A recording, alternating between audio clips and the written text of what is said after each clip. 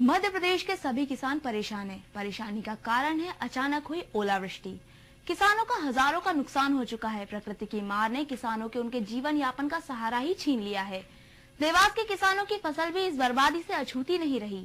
दुनिया भर में भारत को कृषि प्रधान देश के नाम से जाना जाता है, जहां पर अधिकांश जनसंख्या कृषि पर ही निर्भर कर अपना जीवन यापन करती है। भारत में किसान बैंकों से ऋण लेकर फसलें उगाते हैं और ओलावृष्टि उनकी फसलों को चौपट कर देती है।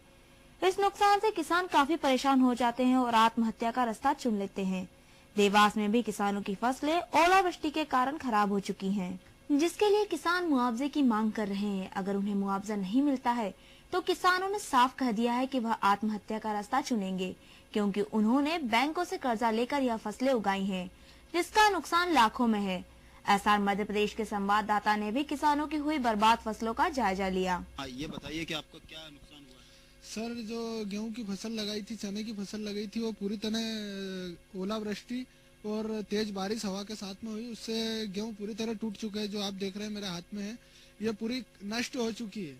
और इससे पहले सोयाबीन की फसल बोई थी, उसमें भी कुछ नहीं हुआ था। ये जेब से रुपए खर्च बैंक से लोन लेके हमने किया था कि गेहूं की फसल अच्छी हो जाएगी तो कुछ किसान भाई को फायदा हो जाएगा, लेकिन किसानों को पूरी तरह से नष्ट कर दिया है। अब कुछ भी नहीं बचा किसानों के हाथ में, आत्महत्या के अलावा और कुछ चारा नहीं बचा। किसानों का कहना है कि उनकी बर्बाद फसलों का जायजा लेने भी अभी तक कोई पटवारी नहीं आया है।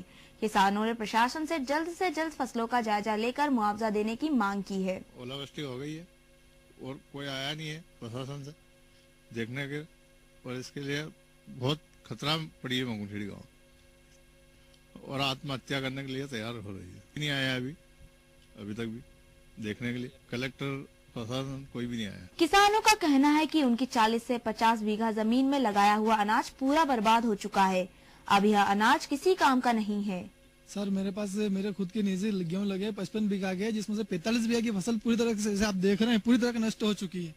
और जिस रात बारिश उस रात के दिन अपने बर्फ भी गिरा था, ओले भी गिरे थे, इससे मेरी गेहूं तो ठीक और चने की फसल भी आप देख रहे हैं उधर नष्ट हो चुकी है। सर, मेरा कम से कम 50 बीघा का नुकसान हो चुका है और ये फसल बिल्कुल सो गई है। इससे कोई उम्मीद नहीं कि हमको ये फसल उत्पादन हो देगी। वही प्रशासन का इस पूरे मामले में कहना है कि पटवारियों को नुकसान का जायजा लेने भेज दिया गया है। नायब तहसीलदार, कृषि विभाग के अधिकारी सभी किसानों की फसलों के सर्वे पर गए हैं। अरे सभी अधिकारी, राजस्व के सारे एसडीओ, आज आप यहाँ देख रहे हैं कि यहाँ पर एक भी एसडीओ नहीं है। केवल एक देवास के तहसीलदार को छोड़ करके देवास का इस कार्यक्रम में कोई और तहसीलदार नहीं है। सारे के सारे एसडीओ, सारे के सारे तहसीलदार, नायब तहसीलदार, पटवारी, आरआई सभी फील्ड में हैं। जब से कल रात से ओलावृष्टि हुई थी, कुछ गांव में हमारे पास में लगभग 30-35 गांवों की रिपोर्टिंग है। वहां पे सभी अधिकारी गए हुए हैं मौके पे। उनके साथ में एग्रीकल्चर विभाग के अधिकारी भी गए हैं। लगातार सर्वे का काम चल रहा है। यह वह किसान है जो दिन भर खून पसीना एक कर हमारे लिए अनाज उगाता है। परिस्थितियों ने उसको आत्महत्या की बात बहुत सहज तरीके से कहने पर मजबूर कर दिया है। फिल्म पिपली लाइव जैसा नजारा मध्य प्रदेश के कई गांवों में देखने को मिल जाता है। अब किसानों को सिर्फ प्रशासन से ही आस बची है। अब देखना यह होगा कि फसलों के नुकसान का मुआवजा कब तक किसानों को मिलता है। नागराम